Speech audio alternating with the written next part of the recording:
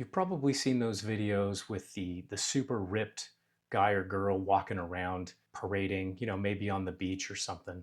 Bear with me. I promise this video is about a number one supplement for ADHD, but I'm trying to make a point. So they're strutting around and they're trying to sell you something. And they'll say, oh, if you just, eat more protein or, try keto or branch chain amino acids, those are the thing. You have to do IMF.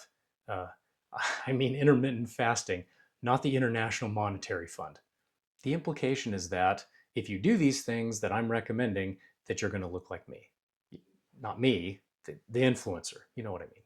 And so we buy the thing or we try the workout or we do the whatever and it doesn't work. And so that's another data point that we take that we're broken. But the truth of the matter is that we're not broken. A lot of what these influencers recommend really does work. The problem is that it is advice meant for people that are further along than maybe we are.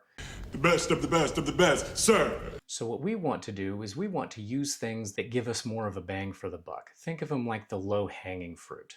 The author Brandon Sanderson wrote, "The most important step a man can take, or woman, is not the first one, is it? It's the next one." So I admit that the title of this video is perhaps a little clickbaity. But the truth of the matter is we are going to talk about the number one supplement for ADHD.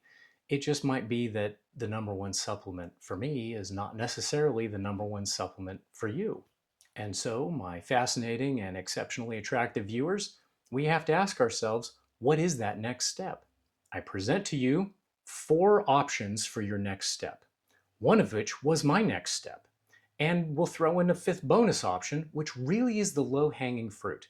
If you're not doing number 5, you should start there first. Number 1, omega-3.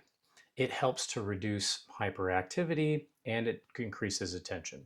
Omega-3 tends to help move neurotransmitters like dopamine and serotonin around the brain and make them a bit more effective. There's a couple of ways that you can get omega-3. The most common one is fish oil. Fish oil on the bottle will say something like 1,000 milligrams.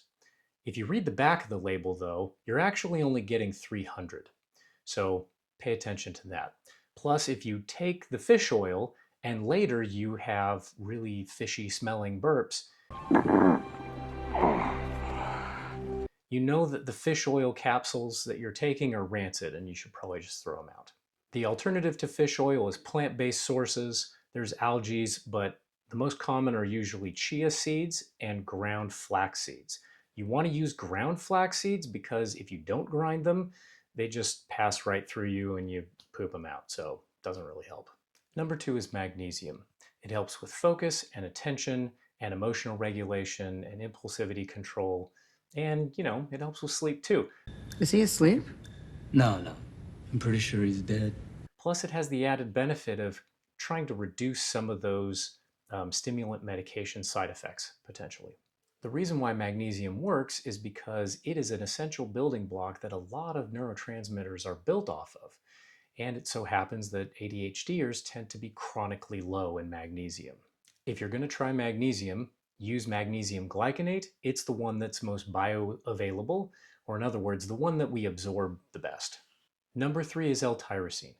It's a precursor that's used to make dopamine and norepinephrine. Norepinephrine is basically just adrenaline that's in our brain. Remember, dopamine is the seeking hormone. Norepinephrine we use for attention and focus. L-tyrosine can help with task switching. It can help with focus under stress. It can help with working memory. It helps with us being able to get things done. It can boost your attention for 1 to 3 hours after you take it, but you want to take it on an empty stomach so it's not absorbed by the other food that's in the stomach with it. Also, between 30 and 60 minutes before you need that focus boost is probably when you want to take it. Now, you can build up a tolerance to this over the course of using it constantly for several weeks, so you want to use it judiciously. And it can amplify the effects of medication, like increased heart rate and jitters, so you'll want to watch out for that too. Number 4 is L-theanine. This was my next step, and it really made a huge difference for me. It calms and reduces overanxiety without causing drowsiness. It improves focus and decreases mind wandering, but it also helps to reduce impulsivity and get better quality sleep. Now, the reason why this was such a game changer for me was because it took my sleep quality from meh to Yeah, that wasn't bad. Another cool thing about L-theanine is it increases alpha brain waves.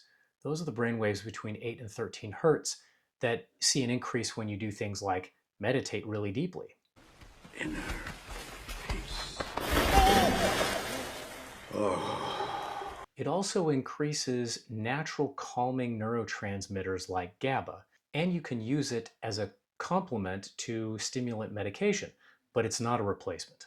So now we're at the last one and the bonus. Remember, this is the low-hanging fruit.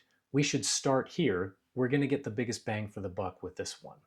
Number 5 is exercise with balance. And we are here to pop your. This is a drum I beat a lot, but for a really good reason.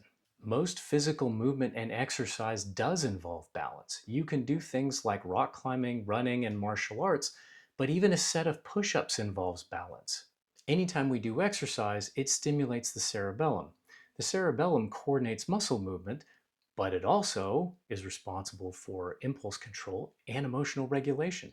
So by exercising, we get more blood flow to the cerebellum, and when we do that, our emotional regulation and our impulse control also get better.